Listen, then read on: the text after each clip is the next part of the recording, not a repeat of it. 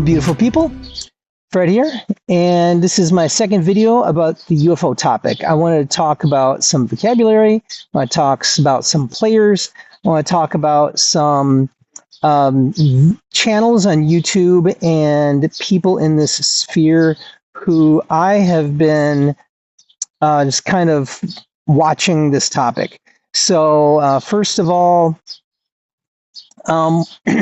when we talk about UFOs, that's the oldest term is probably flying saucers, right? And then there's UFOs, which is probably what most people are familiar with, unidentified flying objects. And I just want to be clear here. When let's just say the government uses the term, or authorities use the term, let's say that. Maybe even experts in general, unidentified flying objects doesn't mean alien non-human beings or extraterrestrials necessarily, or even alien spaceships. It just means it's unidentified. We can't say it's this. We can't say it's that. We can't say it's an airplane, a helicopter, a meteor. Okay, and so. It doesn't mean it is something.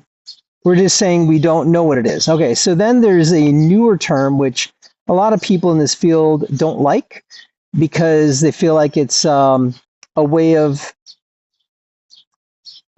maybe covering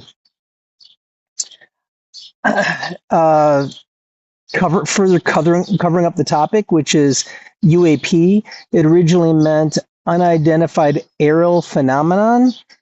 Now it more generally means unidentified anomalous phenomenon, because some of these to include phenomenon that is not in the air. It could be underwater. I think UWP is specifically for that, but UAP could include these underwater things if they mean anomalous. There's also extraterrestrial, ET, okay. Generally refers to living beings that are not human from off of the earth, intelligent beings. Another one is non-human intelligence, or NHI. That is generally, my experience refers to, well, the connotation is intelligent life not from Earth, comparable to human life or superior to human life. Okay, because a non-human intelligence could be a dog, it could be a whale, it could be all kinds of a colony of bees. Okay, so and this is where I've noticed a lot of in this sphere.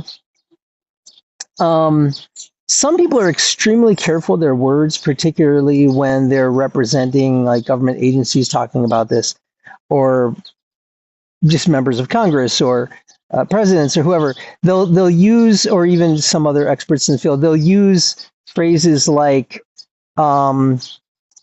extraterrestrial. Now, that is kind of a safe term to use. Like there's an out for that person, because to claim that somebody is an extraterrestrial being, basically to prove that or disprove that, you have to actually go to that planet, that other place, and verify they're from there, which of course, who's going to do that? So a lot of people are very specific in their language when they talk about this topic, to not be pinned down, okay, where somebody can't come later and say, well, you said, it's like, well, I said extraterrestrial, can you prove or disprove that this being is, extraterrestrial?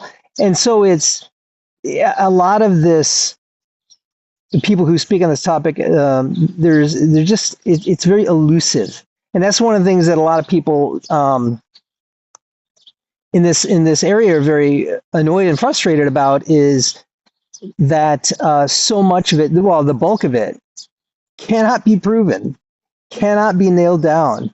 And I mentioned in my first video that There's a lot of hearsay, a lot of secondhand, third-hand information, or whatever hand, 100th-hand information.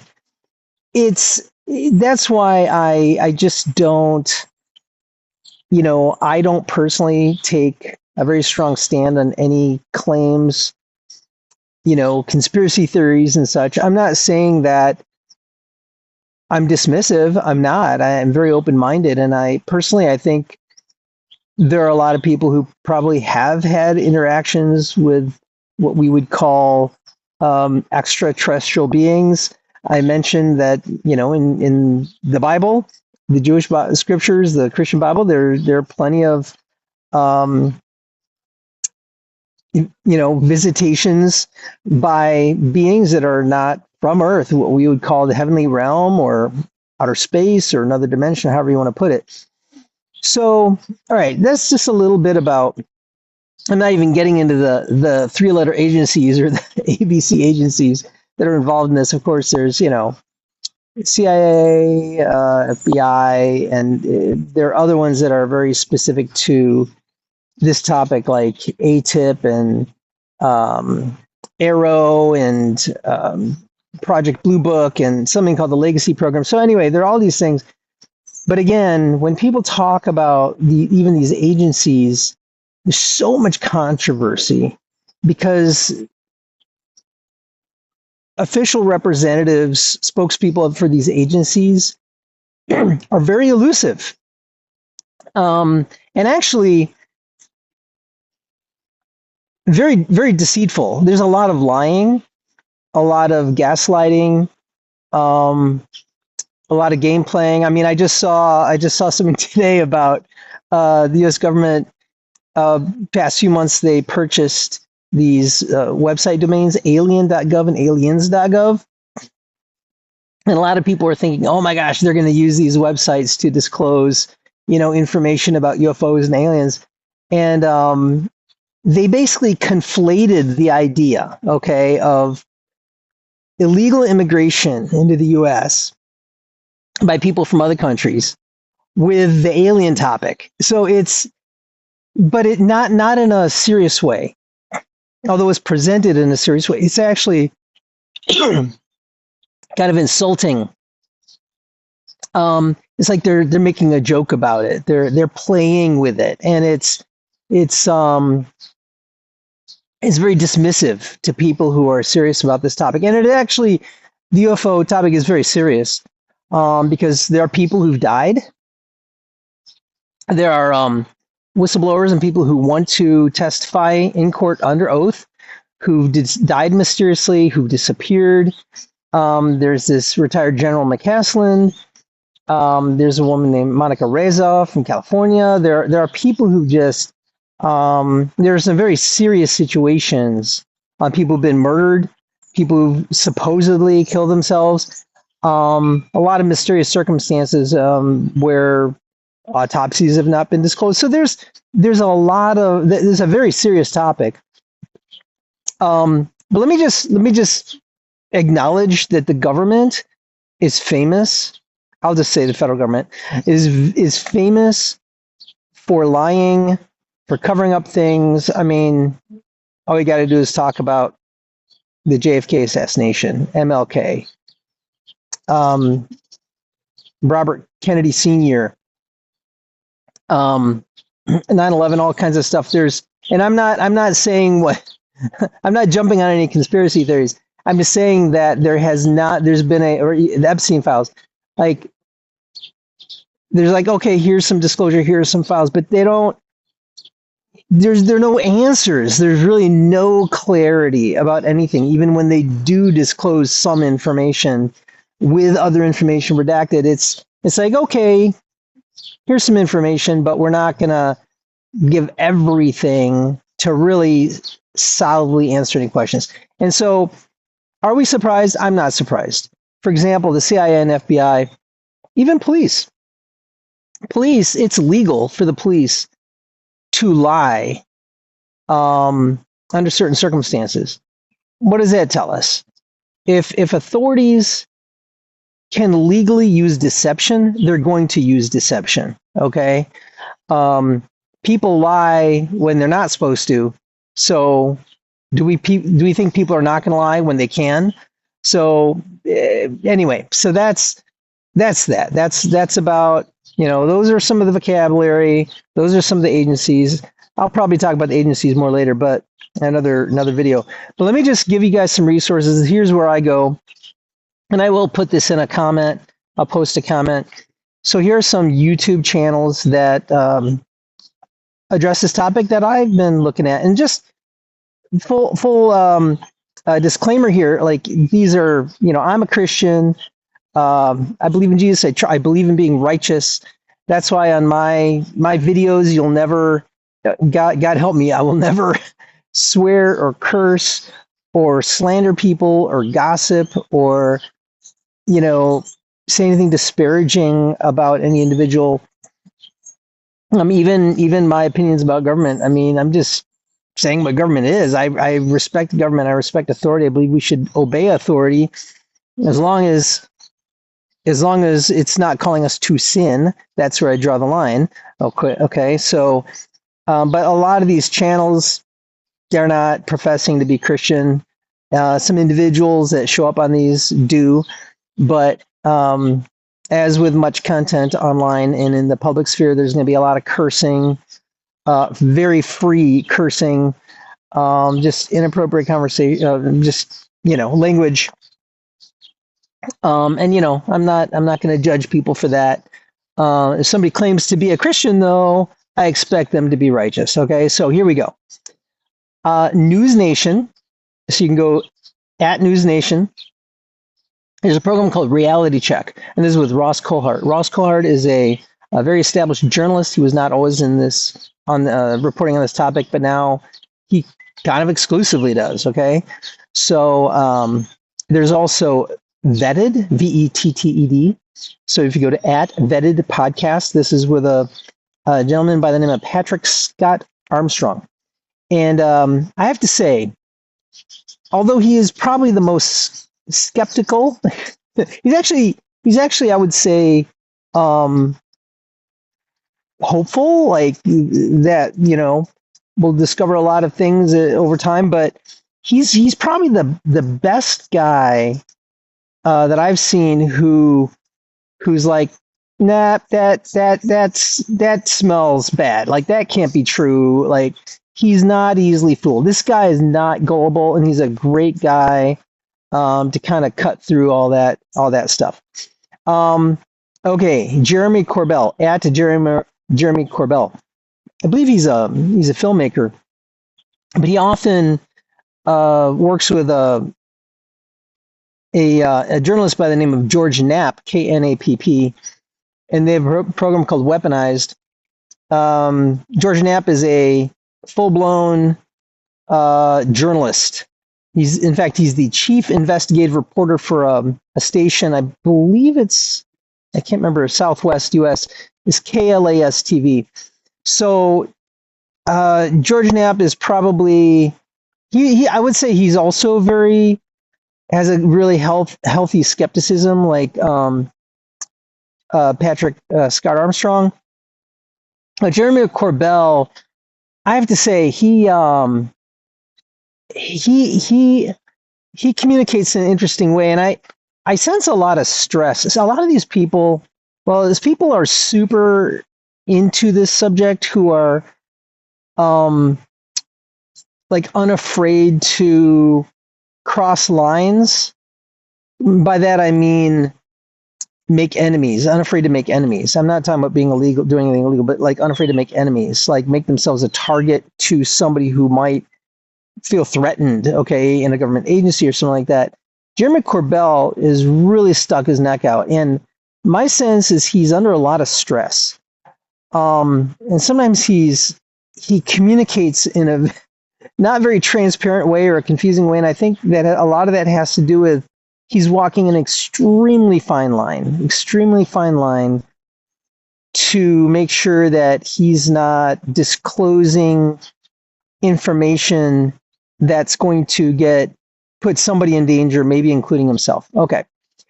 Then there's Psychoactivo podcast. This is interesting. That's the channel's name, Psychoactivo. That's PSICO Activo, ACTIVO podcast. And this is with a Pavel Ibarra Meda. So he's, I believe, in Mexico. By the way, Patrick Armstrong's in Spain. He used to be in the US.